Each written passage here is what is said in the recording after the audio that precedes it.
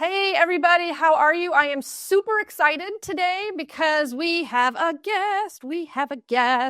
It is pretty awesome. So, welcome back to Launch Your Business Live, where we make making money online clear, simple, and successful so that you can build wealth and independence, which I really want you to have. You can also work from home and turn your part-time business into a full-time income. And as you probably know by now, I'm Maryann Lombardi, and I've been helping small business owners thrive for 20 plus years, and my mission is to do the same for you. So we're going to jump right in here and have a great conversation with Chris. And before I bring him in here, it's complicated, right? It's hard, and it's exciting, and it's overwhelming, and it can bring up so much stuff, right? Because it's full of loss. And it's also brimming with all of this opportunity. So there's all of this contrast that exists within this thing we call change. And making a career change, whether it's a life change, it can bring along with it this guilt and this loss and even some grief, right? And this is a completely normal thing. So you have to let go of these kind of things to move forward, because when you say yes to something, you're always saying no to something else. That's just the nature of that process. So whether it's letting go of a past career, it can be especially difficult when we believe what we do is who we are. If our identities are so tightly woven to the stories that we have been telling ourselves about who we are and what we can do, and the stories that others tell about us as well. But the truth is, we are so much more than what we do. We are so much more than who we serve, or how we serve other people, or whether we fit some societal role, right? And I recently went through one of these journeys on my own, rediscovering my identity and I wrote a book about it, right? It's called It's Your Story to Tell. And I'm mentioning it because it's relevant for our conversation with Chris today, because he works with a lot of authors. And when my child came out as non-binary, one of the things that I had to come to grips with was that I was now no longer the mother of a daughter, which was the gender my kid was assigned at birth. And with that, it opened up all of these questions about who I was and what my identity was and why I called this, the stories I told about myself. And I ended up writing this book about it, right? And so and I bring that up to say that change, it requires us to ask ourselves these big questions. And my guest today, Chris Trammell, is a seeker, right? And he's a teacher, and he's a champion of helping others find those things in themselves and celebrate their gifts. And he's worked with many to help them embrace change, really to work through it and to find what he calls their life's work. And in many ways, maybe their new life's work, which is what we're talking about today. And as a former teacher himself, he's not only helped others find their own path, but has navigated his own career transitions from being a teacher all the way to being an entrepreneur. So let's bring Chris on in here and start this conversation off. Oh my God, it's Chris. How are you? I am doing fantastic. And who is the guy you just introduced? I want to meet him, whoever that guy is. What an amazing story. He's pretty cool, right? He's pretty cool. Is. Yeah. He is. Look at, you know what? Here's a quick sidebar. That I used to train dogs for the studios. I love them. I absolutely love them. That was part of my journey. We'll get into that when you're ready. But whenever a dog comes on, I'm like, hey, that's a pretty cool trick. Yeah. Well, he's kind of with me all the time. I can't seem to get rid of him. Not that I would want to. But we're gonna get into your background a little bit, but I would love to start with the question of, why do you do what you do, right? Like, why does it matter to you to help people? Oh, I love that question. I have a dear friend of mine, John Bates, and shout out to Bates and his programs. And he and I have done years of transformation work together. And I was at a point in time in my life where I did not feel the certainty about myself that I have now. And one of the things my dad used to say is, older guy, World War II baby boomer. And you say, oh, you do too many things. You're jack of all trades, master of none. Well, as an adult, I was able to transform that. But as a little kid, jack of all trades, master of none, I never got good at anything, but I really enjoy the diversity of life. Like I have one of those Robert Frost roads less traveled lives. But in the process of coming to terms of, well, is it bad to be a Myers-Briggs ENFP and to be a jerk of all trades? Or has that really been my journey? Give me all the lenses that I need in which I'm able to see people in their full potential. And I look back at the arc of my journey, and I've been a coach, I've been a teacher, I still coach and teach now. I looked at it, my Clifton strength, once I finally took that test and saw it, my number one strength is individualization. And it just dawned on me. I'm here to see the greatness, to see the talents, and to see the gifts in others.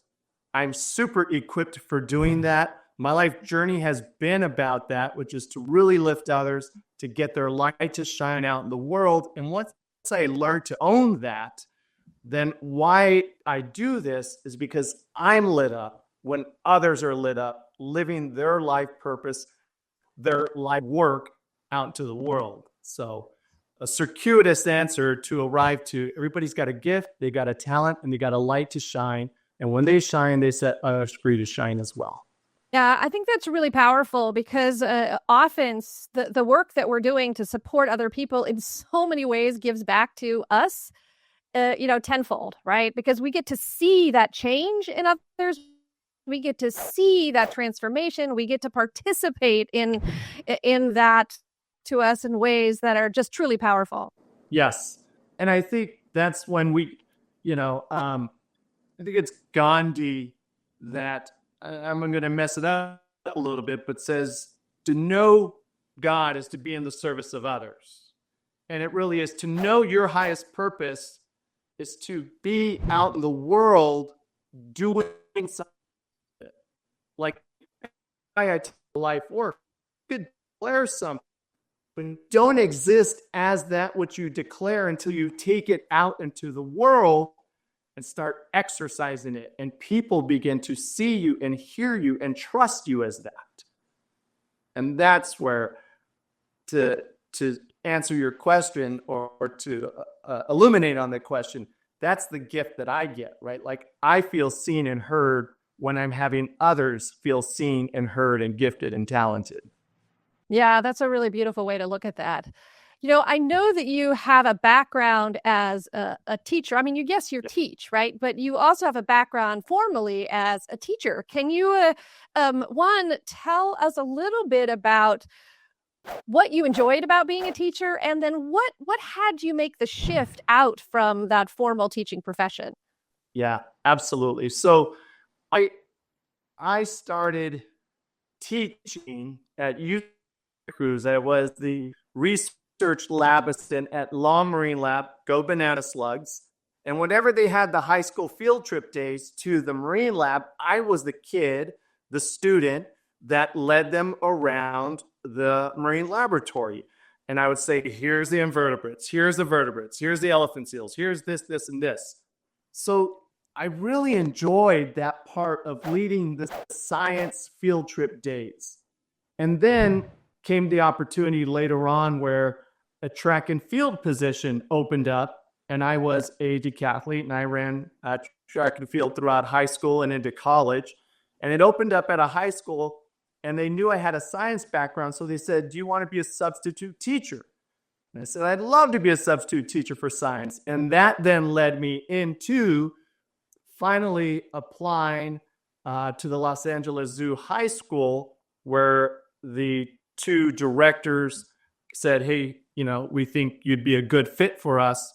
And shortly after, I became the science department chair there, where I wrote the science curriculums and was able to teach classes that aren't anywhere else because we were a magnet school. So we didn't have to follow state standards because all of our students exceeded the standards. Like I was prepping them to be ready to be biologists and veterinarians and ecologists and conservationists. there's no state standards for that. They were far and beyond it. And I loved those years in the classroom.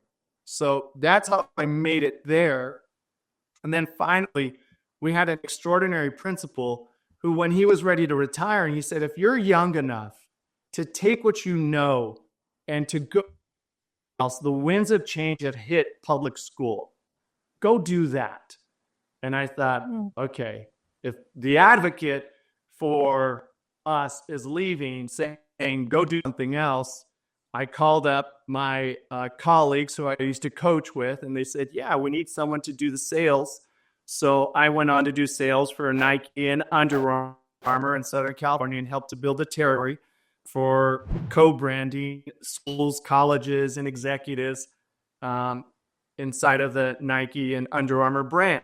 And so that allowed me to get back into the sports world. I was able to take this knowledge of being a teacher and all the connections I had. And it really just was an amazing connection that I was able to step right into without really any loss of power. Yeah. Well, it's interesting. Melissa is saying here that she has a story where she was contacted to coach at her local high school as well. So, I also think it's really neat that your principal was early on there saying, hey, things are changing, maybe there's an opportunity for you elsewhere, and I can imagine, and I've heard stories because I talked to a lot of teachers and transitioning teachers that of them talking amongst themselves and feeling like, hey, the winds of change are changing, right? Like the industry is changing, the opportunities are changing, there is a place to be on the outside there. Maybe there is, a different work to be doing. Maybe there is a different calling elsewhere. And you talk a lot about this thing called your life's work. And that's a big thing, right? Like this life's work thing, it's like a big thing. It's a lot. And what if you are so burnt out, right? Like you're so worn out that you don't even, have a day off and you don't even know how to discover your life's work and like it can feel overwhelming, right? Like I'm wondering if you could help us understand a little bit about, one, is that okay that you don't know your life's work, right? And do you have to find your life's work in order to have meaning and do meaning and be impactful, right? Yes. So if I'm not looking, I had it captured because there's a couple answers that go into that. So let's take the teacher transition part for a second. I want to make sure that any who's listening to or ready to work with Maryann or is exploring that, I knew I wasn't a lifer teacher, but I was really gifted to be able to break down very heady material into bite-sized units, modules, lessons that would allow my students to go on and be successful. So that was a gift that I get to use now because I don't use the genetics book. I don't use the immunology book as my content. It's people's lives. So that is a gift or a talent that you teachers on the other side of this have. And you have it better than the instructional designers, I would say, because you know the nuances and the art of applied teaching.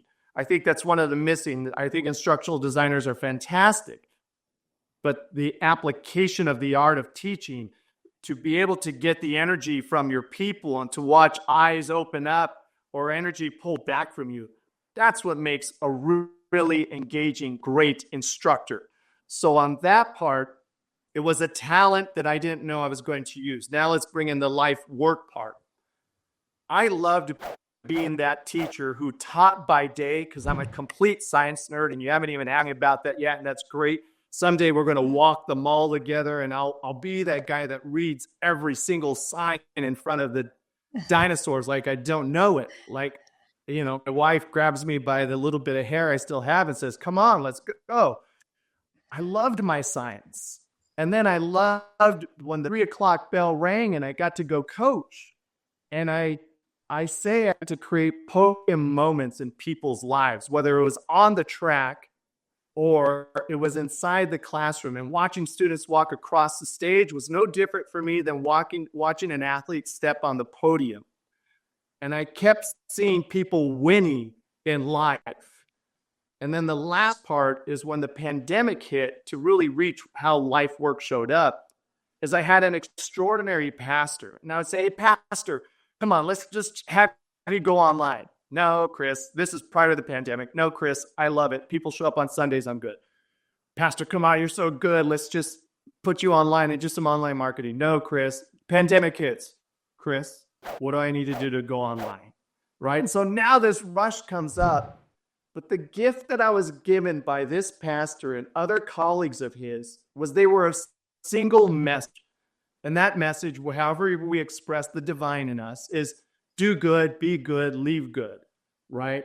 And they spoke it in their way. So the gift I was given by working with sacred space leaders was to be a single message that you're willing to plant on that hill and have your life be about that.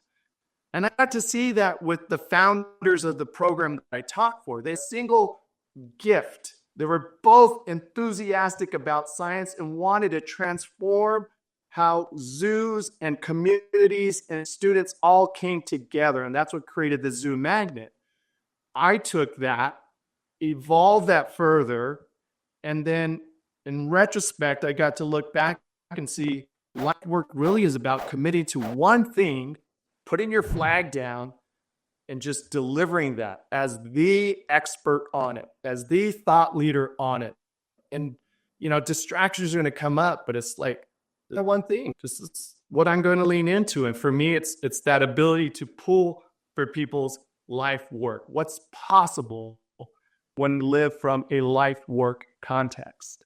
Yeah, no, that helps. And it sounds like from what you're saying is that this life work can be a choice, or it can be a calling, or it can be both of those things, right? So any of our folks here listening, they could feel called to teaching, but then they can also choose that right now I'm going to choose to do something different. And when I choose to do that thing, I'm going to plant that flag in and be like, you know what, right now, this is what I am doing. I am charging this hill and I'm going to do this. And this is what I'm choosing for my life's work. Yeah.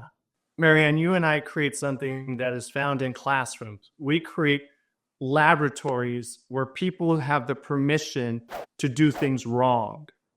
Out in the other parts of the world, people don't, in the corporate world or in other settings, to do something wrong has either the consequence of a loss of profit, the loss of revenue, the loss of customer.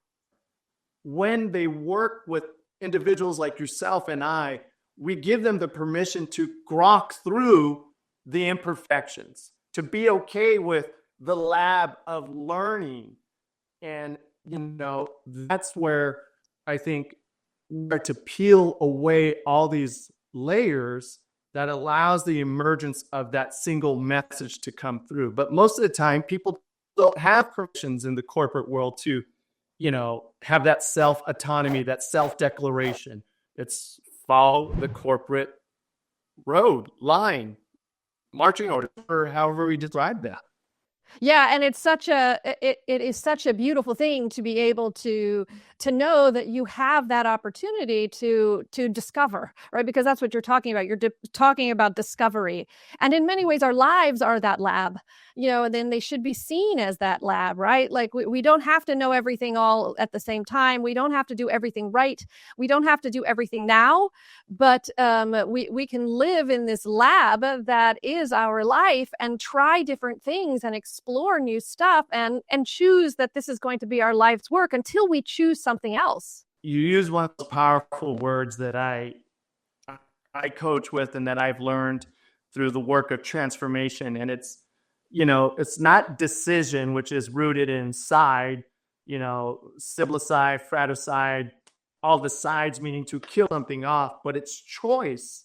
When you choose it, you put all your energy into it. It's that Tony Robbins statement, where focus goes, energy flows. When you choose something, all the other possibilities could still be there. You didn't have to kill them off. You just chose where you're going to put your energy at. So You mentioned calling earlier about life work, and one of my colleagues, I asked him, how did you become a sacred space leader?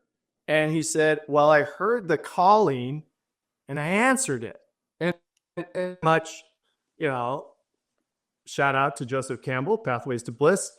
It's always in that hero's journey where you get to answer the call. It is the first step of starting to really see ourselves, is to answer that call and do that work. So it is very much about calling and choice and bringing those two things together. Yeah, I love the distinction that you make between decision and choice. I'd never really heard that before, and that's actually really powerful.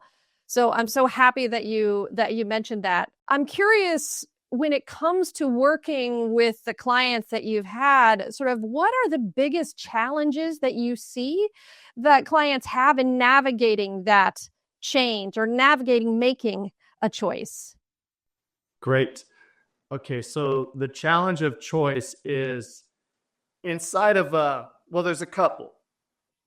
So let me give two different examples. I got some books next to me. So this is one of my clients, Jeff Cohen, a book called Countable. And inside of anybody's book are all these possible options that you could teach. But no one, as the content, wants to be fire hosed with information. I remember that from the end of my classrooms, whereas we got later into the class period, I would start to go faster, trying to have more content, more instruction into that limited time. And I'd see my students furious. And I was like, oh, you big dummy, they're not getting any of that. Slow down and just allow them to get what they're going to get. So one of the challenges is you spoke to it earlier, there's all the possibilities, but what are the core 4 or 5 main pillars that you're going to bring forward? And that comes that intersection between your skill sets, your expertise, and what lights you up. Because you're then going to take that and take it out to the world. So if you take the parts of the book that really don't light you up, even though they're really good, the energy of delivery won't be there when I need somebody to be on stage, or I need somebody coaching their signature program. So that's one part of the challenge, is really distilling down what are the best core 4 or 5 pillars to take from your book and take it out to the world. I'll stop right there because I got another example. If you give me the green light, I'll give you the next example, but I want to give you a moment to respond to that. Yeah, no. I think that's great, because in essence, what you're saying is that to make a change, you don't have to, if you try to do everything, if you try to put everything into that change, you're gonna go nowhere, and you're gonna get confused, and other people are gonna get confused, and it's gonna be hard to make that choice. But if you can distill it into the couple things that light you up, and make a decision based on, or make a choice based on those kind of things, it will make that process easier. So help us with the second example. Great. Yes. And thank you for stating it and recreating it that way. I think that's one of the most important parts. And this leads into the second one. So I love this book. One of my friends gave me this one. It's called Live Your Passion, because he knew what I was working on. But see, look at all these faces, right? So the anthology books, they call them now, all these different authors in there. And kudos to you. You've got in the book. So if any of you authors are one of these, I love it. However, if the person in front of you wrote a pretty funky chapter that no one wants to read, you don't know if they're going to get to your chapter. And if you only wrote a chapter, you didn't do the deep work. Maybe you did, but you probably didn't do the deep work of what it takes to write a nonfiction book, or write a book that pulls all your expertise up to the surface, then has you refine it, then has you think way too long about it, then has you talk to way too many people about it, so that you could give birth to something that really coalesces your expertise, your experience, your passion, your authority.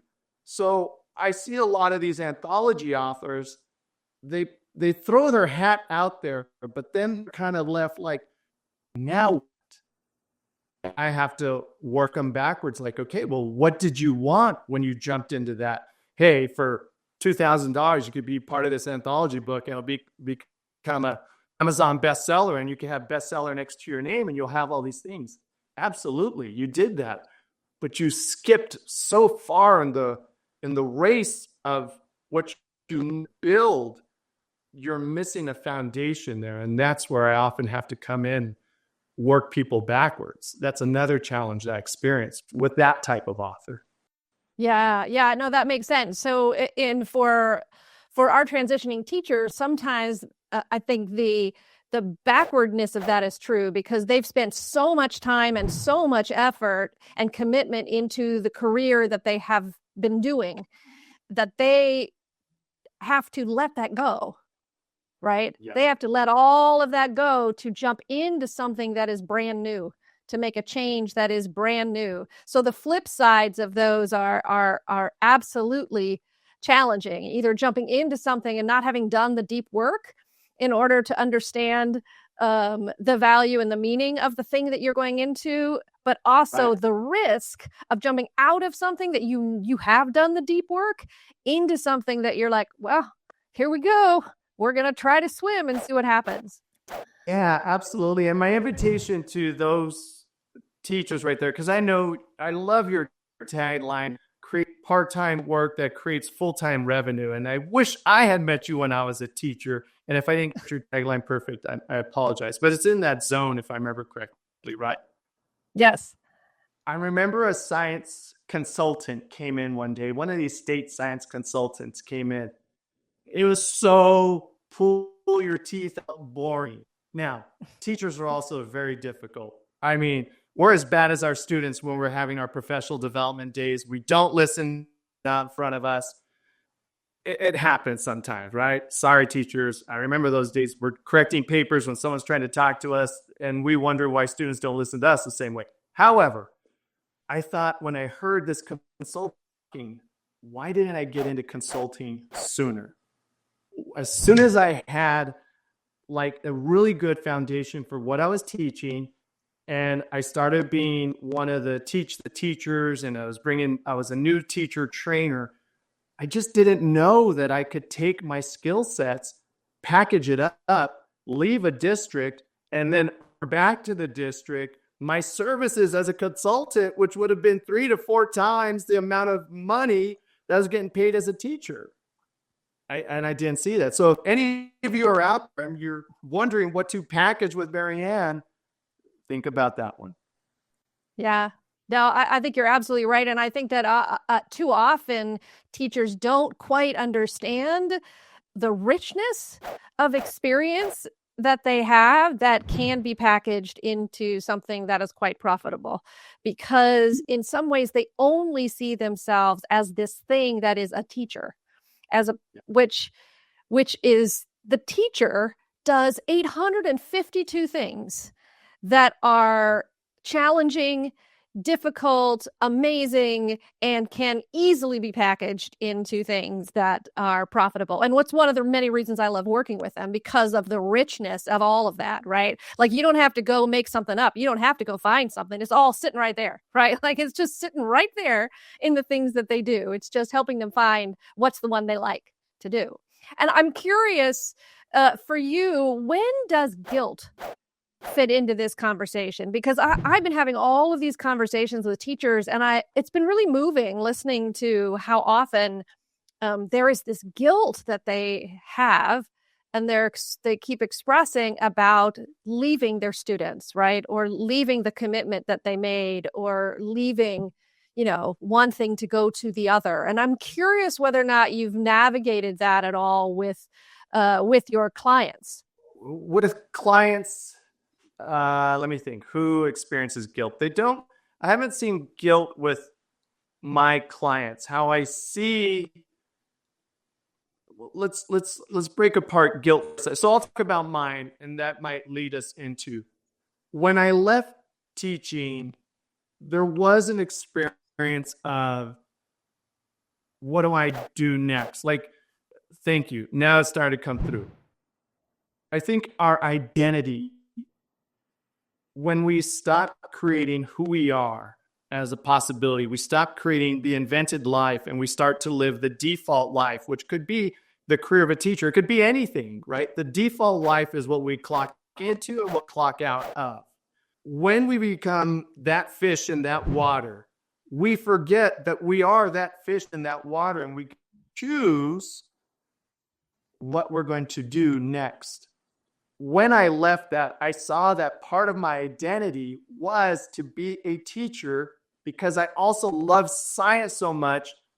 I didn't have that expression of teaching. Here I am. My last year was 2015. We're 22. I still have boxes of my favorite science books. I thought for a number of years I would go back and I would consult, or maybe I would teach at the collegiate level, or I would teach internationally or something like that. So I kept these books because there was that part of the identity that I was afraid to lose. So as I hear when they talk about guilt, I think there's the guilt to commitment. You mentioned something very powerful there. One, we're breaking up with a commitment we had to make a difference. So then we get to create, well, where's that new difference come from? Because we're difference makers. We are those persons who want to go make a difference, right? Like, we're not number takers, we're difference makers. So that would be one part of it, is create where you get to have impact again. That moves me forward to some of my clients now. Is most of my clients, all my clients, are very impact oriented. And I have them work on, well, what's possible? Who is the audience that you want to impact? What is the outcomes? What is the aliveness? What's that roll away the stone, light at the end of the tunnel that you are creating for someone else on the other end of their instruction? And when they start to see they still have that power and that capacity to influence others to be that out in the world, then the guilt leaves and it returns back to inspiration about who they get to be for others. Yeah. Yeah, no, I think that's very powerful. I think that's very true, is being able to place that inspiration somewhere new, right?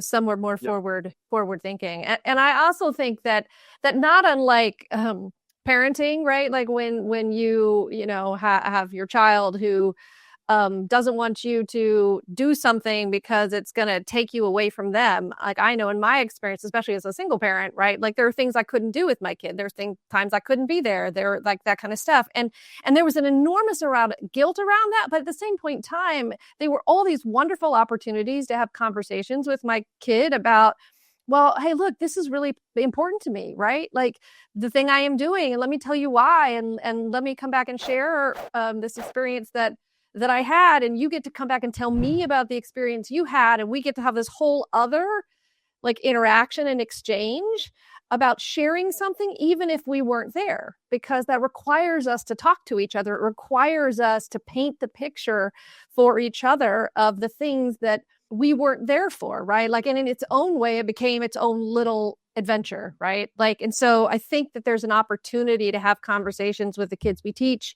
with the community that we serve, around the fact that I'm going to go off onto this adventure.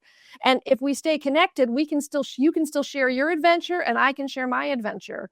But isn't it great that we all have this opportunity to try new adventures, because you can too. So I think there's power in that as well. Absolutely. And what you're really speaking to is the creative process between two people. And creation, a lot of us are creatives in our own ways, but then there's the creative process that emerges in communication, right? And we're social animals at the root of us. So we really, even though there's a lone wolf, for all of you out there like, oh, I like my lone wolf. Well, that analogy, there are no lone wolves out in the actual wild that do well. It's a construct that's a lie for pulling yourself out of communication, because when we're not communicating to one another, there's no love, there's no affinity, there's no connect and creativity that happens.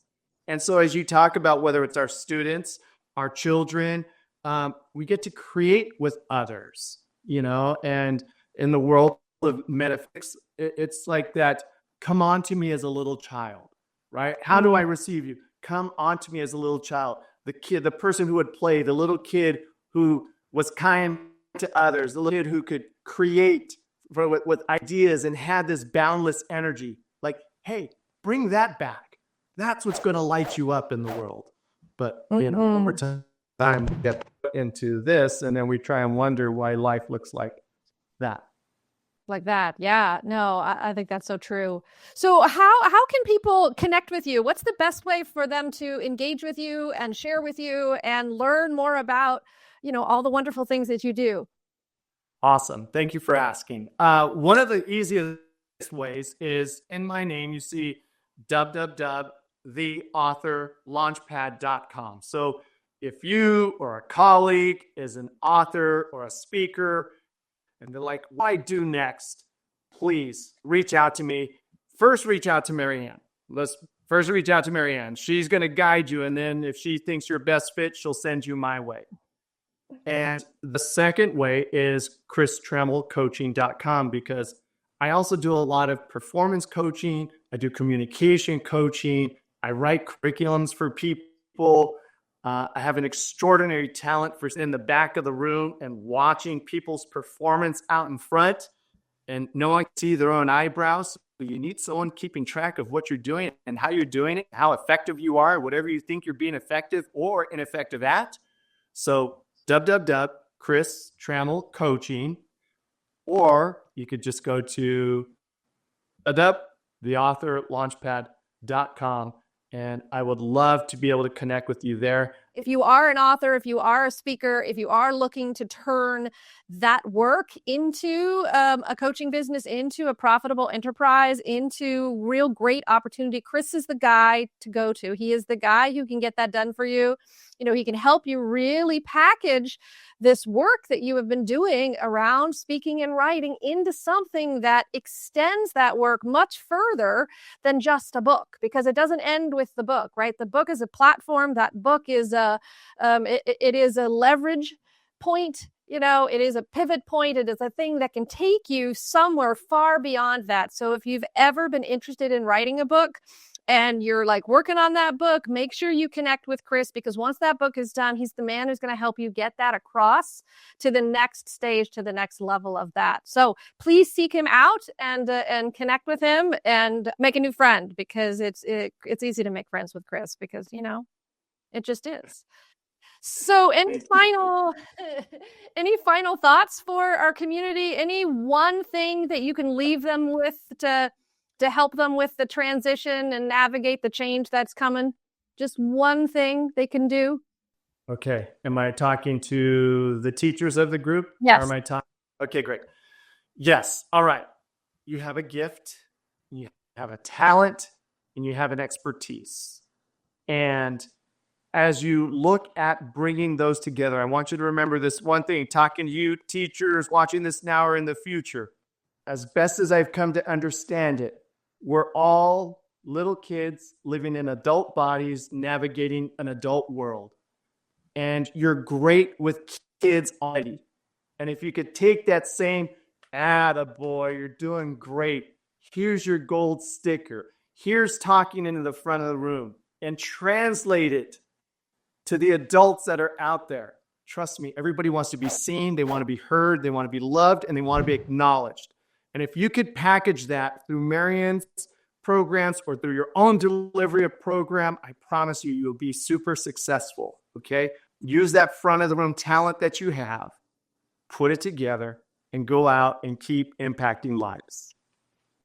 Oh my God, I love it. I love it. I couldn't have said it better than myself. So Chris, thank you so much for spending a little time with us today. And I can't wait to talk to you again soon.